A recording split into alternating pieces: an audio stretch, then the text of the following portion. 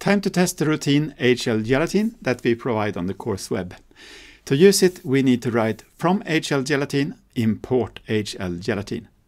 Now, when we have access to the routine, we can write HL gelatin and access the help info.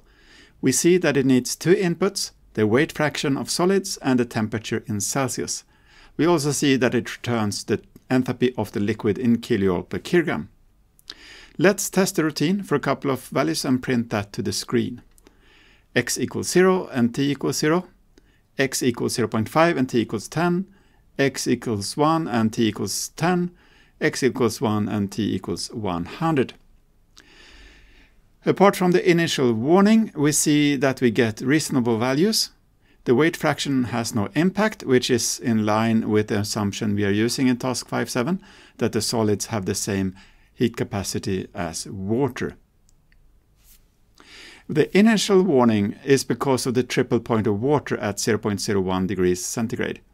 Below 0.0 degrees centigrade, water will either be a solid or a gas, but never liquid, as can be seen in this simplified phase diagram for water.